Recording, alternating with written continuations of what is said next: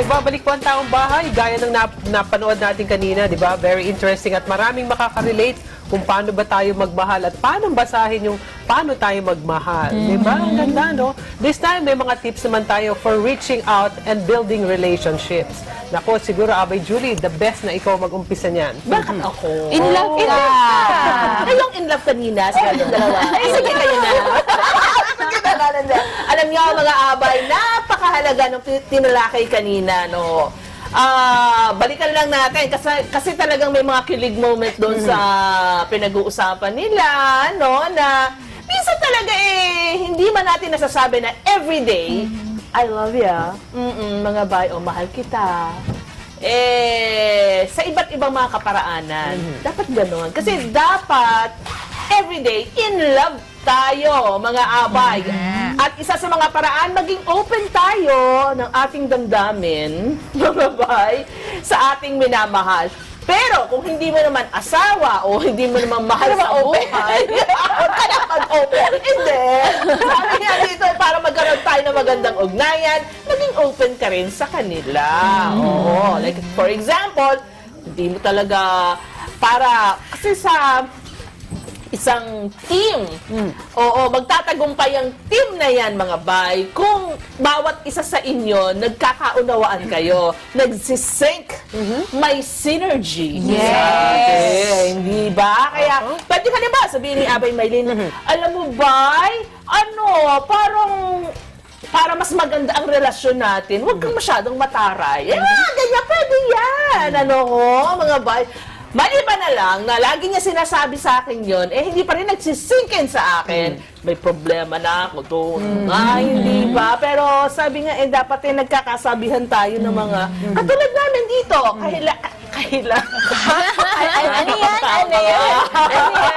May age na Eto ba, mga bayo? Ayan, importante nababasa natin yung lengguwahe na gustong marinig, di ba? Nung sabi natin kanina, importante talaga yun, hindi yung kung paano lang natin gustong ipaalam, kung paano tayo magmahal. Importante rin, at para malaman natin kung paano yun, walang masama na mag-hangout tayo with friend or yung friends natin. Kasi doon mo lang makikilala Mahirap naman na nanghuhula ka, wala ka namang bonding moments. Correct. Whoever yung gusto mong mahalin or gusto kang mahalin, maganda na may oras tayo. At yun ang importante, may oras tayo para doon sa mga mahal natin sa buhay. Para lalong tumiba yung inyong pagsasama. Diba? Okay. Ayan. Isa pa. Yung suot mo, anong kulay yan, bay? Ko alam Fuchsia. Fuchsia, no? Di ba pink na lang? Hindi na spell Okay, tuloy natin. Ito pa.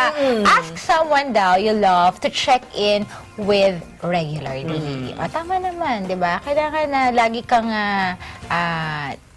tinatanong, kinukumusta? Parang gano'n. Kaya nga tayo, ito na nga ang kaibigan concern. Yung mga text-text na yan, di ba? Just a text away. May Andy naman, di ba? Parang out of nowhere, na-miss kita. Parang gano'n. Remember, hindi lang ang pinag-uusapan natin dito, yung mga asawa. Yung asawa natin, anak natin, yung mga kaibigan din natin. Sapagkat ang pinag-uusapan natin kung paano tayo makapag-build ng magandang relasyon. Yes. Sabi, communicate an old friend. Diba? Totoo naman na parang, diba, meron kasi tayong mga kaibigan na from elementary, high school.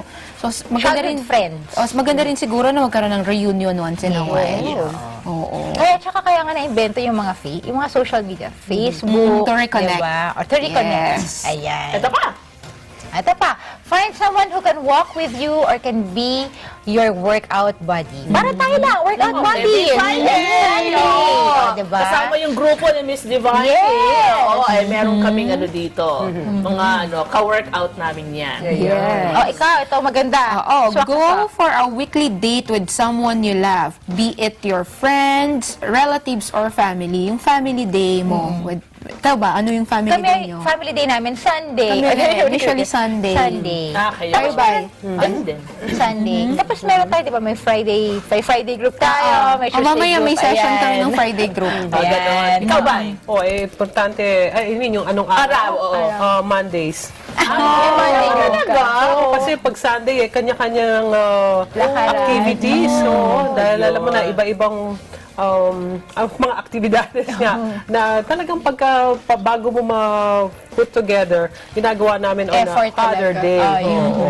Anyway, try joining to a club to meet new people. Importante rin yan. Mahirap kasi kung yun at yun ang mga taong kasama mo. Kung minsan hindi mo alam na, ay, kaya pala ako ganon because ganon sila or something, no? Para bang nalalaman mo na somehow na nako-compare mo yung sarili mo pagkakasama ka sa iba para hindi yung tipong ikaw na lang na ikaw o ako na lang na ako yung dating sa iyo. At lumalaki pati ang Network. iyong network. Correct. Oo, hindi ba? Mga babay to. Mamaya pa, ano ka ba? Mababay ka agad eh. Magsusumbo pa tayo. Magsusumbo pa tayo. Oo. Mas mainam kung i-involve natin ang ating mga sarili sa isang grupo na sabi nga lalong mahuhuno o ma-enhance ang ating skills and even yung skill ng iyong friendship. Oo, Kaya hindi yung ba? mga, di ba, yung mga pareho ng interest, di ba, nagkakaroon ng mga ganyan. Mga book lovers club.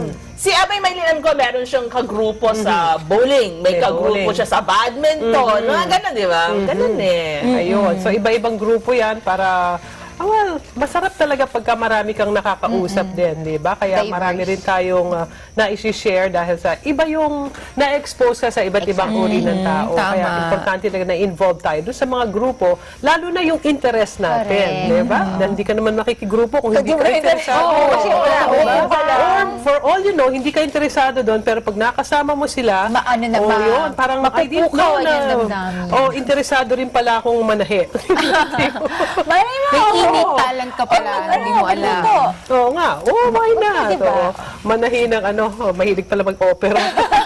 Oo, why not? Kasi nung una, akala ko magdodoktor ako eh. Anyway, yung mga throwback natin. Oh, sige, pag-usapan yan. natin to. Ako yan, Ay, si Weng de la Fuente. Kasama namin yan nung pa sa radio days namin. Oo. Gano'n mo yan. Oo. Nini. Oo, yan. Sino yan? Ako yan. Ako sa Pilipinas, sabi, oh. Ako yan. Ma'am ko yung nasa likod, tapos Ay, kuya ko yung... mami! Kuya ko yung isa. Para nakaganda tayo. Yeah. Ano, bakit nakatingin kayo sa Ba't malayo Malayo ang Yung mga kagawa lahat ng bahay Wala namin namang yan. tinatanong. Tapos parang mga iba-ibang part ng bahay Ayun. pinipicturean. Ay, Kasi ipapadala sa Ilang dad taong ko. ka niyan?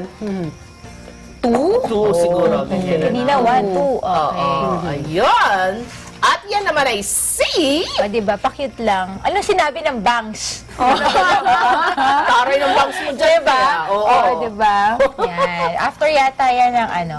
Ang mga bangs na lang dito sa ano na. Mga bugyo Gitna, na. Mga oo. bugyo. Mga Babaan. bugyo. Oo eh. Grabe. Oh, sige, sige. Ayan. Susunod. Oh, bala!